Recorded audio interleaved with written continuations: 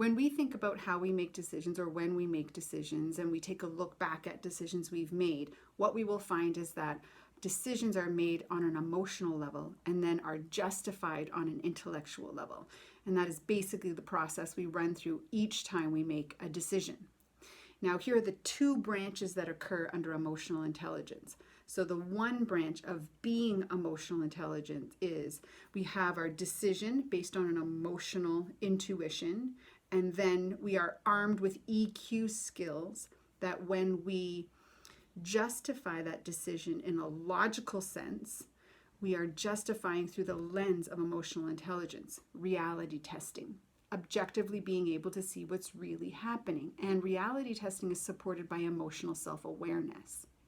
Now, the other branch that can be happening is the branch of no emotional intelligence or low emotional intelligence. And so we emotionally make a decision, and when we rationalize or justify that decision, we're still justifying it from a space of emotions because our emotions are hijacking our logic. So what does that look like in a real life situation? So let's just take the example of parenting.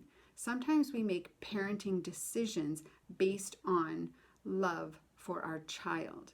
I am making this particular decision because I love my child and I don't want them to experience something that's uncomfortable. I don't want them to experience something that I experienced, so I want to protect them. I don't want them to feel like they don't belong or that they're not good enough.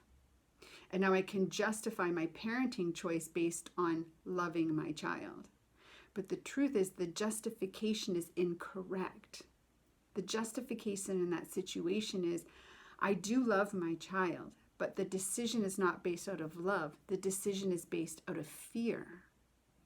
And my rationalization is no longer rational. It is emotion-based.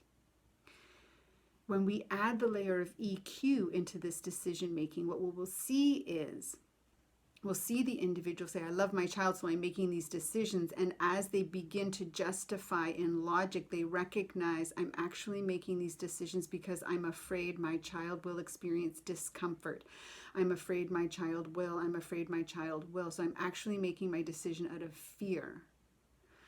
And as I regulate and manage the fear with self-management strategies, what I learn to do is amp up my reality testing of objectively being able to see what's going on. And I might reach out to other people to help me in my problem solving here.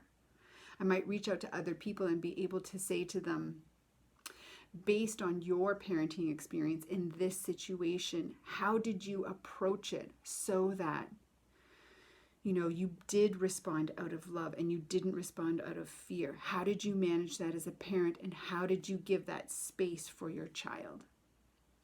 So in decision making, we often have to ask ourselves this question, and we can whittle it down to two primary emotional decision making responses: fear or love. Negative feelings, uncomfortable; positive feelings, comfortable. Which one is the source? And then we really want to turn on that reality testing to make sure that we're objectively looking at things as they really are.